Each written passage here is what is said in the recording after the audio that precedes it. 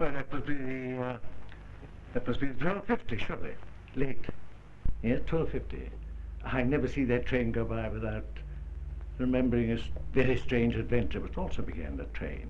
And just about this time, too, 12:50. Yes, it happened in a train, this strange adventure. And it happened to Miss Jenkins, an elderly spinster, very independent mind, who was travelling north. And she'd left the main line, was on a little side track. All of a sudden there was a bump and a bang and a crash, and one of the coaches had run off the railing, off the rails. Well, there's nothing to be done. The people got out, about 30 of them, and they piled into the waiting room of the station. Very little local station. Well, Miss Jenkins couldn't stand that. She couldn't stand sitting in that waiting room and hearing all the people talk, some of them already a little hysterical, though nobody was injured in the least, just shaken. And Miss Jenkins had one very curious habit, that she always locked her door, no matter where she was. She couldn't go to sleep, she couldn't go to bed unless her door was locked. In a friend's flat, in a country house visit, wherever it was. And this all derived from a rather unpleasant thing that happened to her once in London when she was alone in a hotel, and she hadn't locked her door, and some fella, mistaking the floor of the hotel, it's very easy, he barged into her room, gave her the fright of her life. Well, that was that. But from that moment she always locked her door. And she was very much teased about it. Lock your door. Anything happened since now? Have you been locking your door lately and all this sort of thing? No, I can't say anything's happened yet, she'd say, but the day may come. The day did come. And here she was in this little mix-up with a little accident, walking up and down the platform. It was a June night.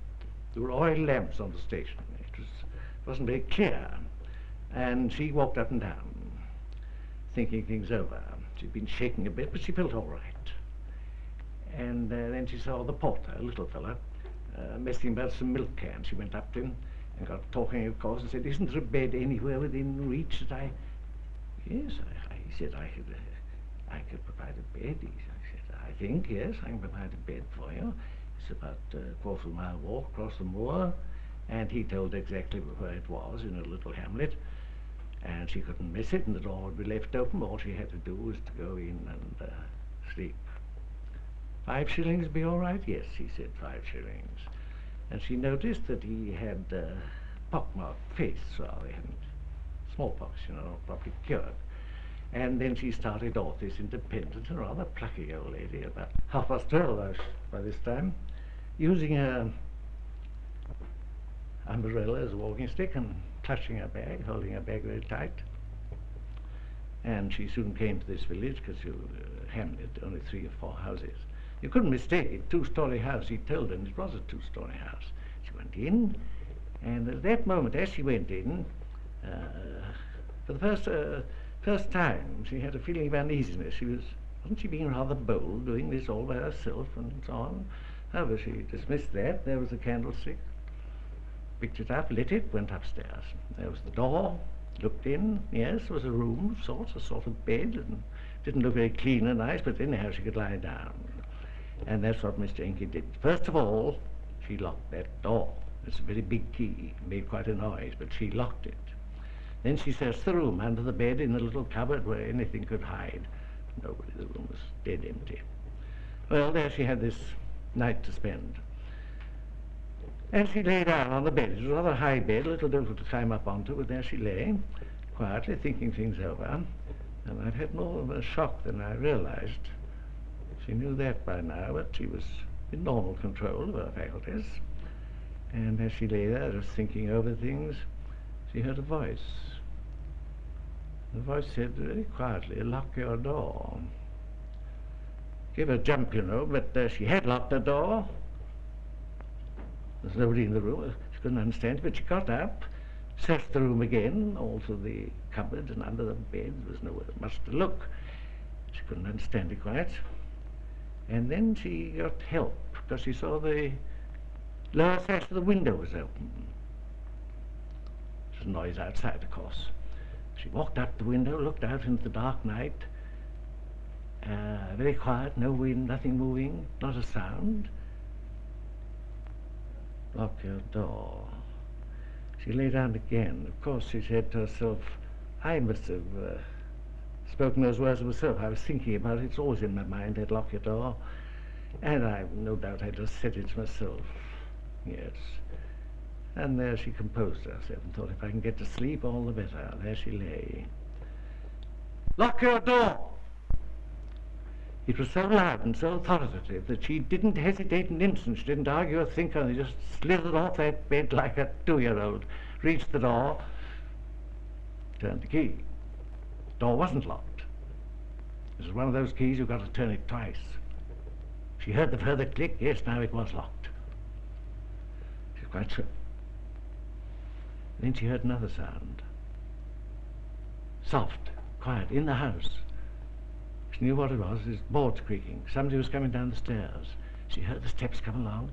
She heard them stop outside her door. She heard the brass handle of her door click a little, and the door was pushed a little, but the key held. It was locked this time, it held. Steps went on, went down into the well of the house. Evidently something stocking feet. The porter had come back, perhaps she didn't know, she got frightened. She waited there, close to the door, she knew he'd come back. He did come back, tried the door again, went upstairs, and the house fell into complete silence again. She then came to the conclusion that she wanted to get out of this house. The railway station now held attracted her. Anywhere except here. There's something wrong with this house. I don't like it. She waited a bit. She crept out. She tiptoed across the yard, and in a moment she saw the little path across the heather, which was the way to the station. And the moment she was out of that house, she realized, I think for the first time, the full horror that had been slowly creeping over her like a paralysis. She hadn't realized it at the time, but there was something there that just made her flesh creep. And now that she was out in the scent of the June night, it revived her enormously. As she walked along as fast as she could along this path, she just thought over what had happened along there in the house. The extraordinary voice. Perhaps she'd uttered it herself for all she knew. She couldn't explain it. Her mind was very busy with the memories of that horrible room. And then she came to the station. The station was quite quiet and deserted, the platform empty. Just the same oil lamp.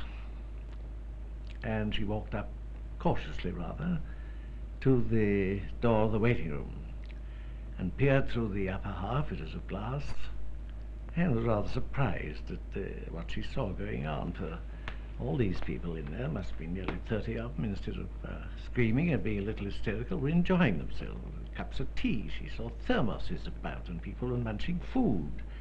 She was rather surprised. And then she saw the explanation. The padre was there, no doubt the village vicar, He'd come in.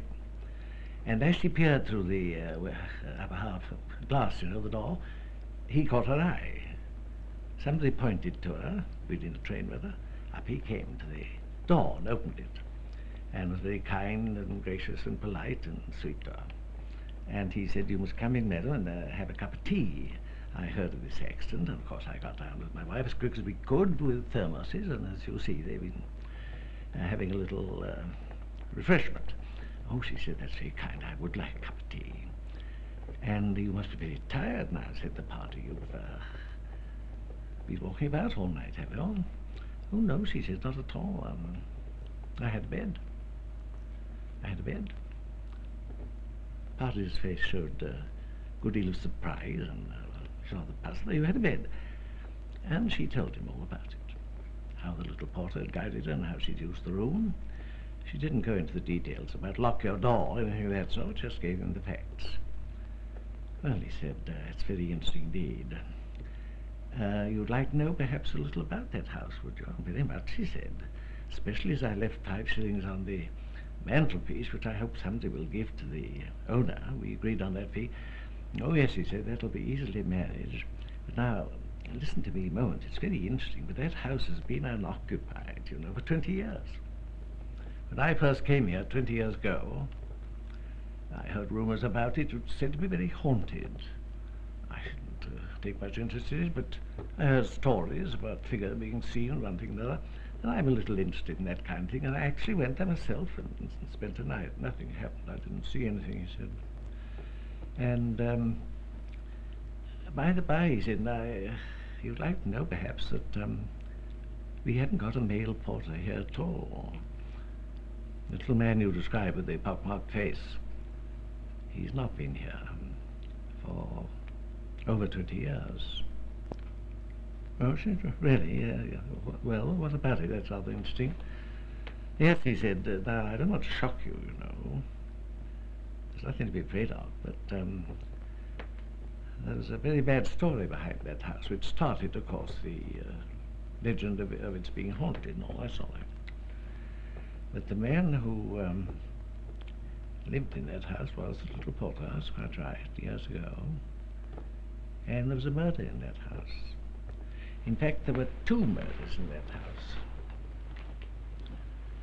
And he was suspected, he was arrested, he was tried, and he was hanged. That's the story of the house. But for all these years, nobody's lived in that house, except a group of amateur people, amateur psycho researchers, you know what I mean, yes, she said. Well, they came and took it for a few weeks and slept in it and spread stories of what they'd seen and so on. But that house is still so dilapidated, as you may have seen, that it's quite unlivable in. And that's the story of that house. Well, she said, I'm very glad to, very interested at least, let me say, to hear all this. And I can't explain a lot of it, of course. No, he said, well, I wouldn't try to. Have your cup of tea now and eat something. That we've got an engine coming along now in half an hour, so you'll be able to get on your journey, and so will the others, and very glad to too, I'm sure. Well, she thanked him very much.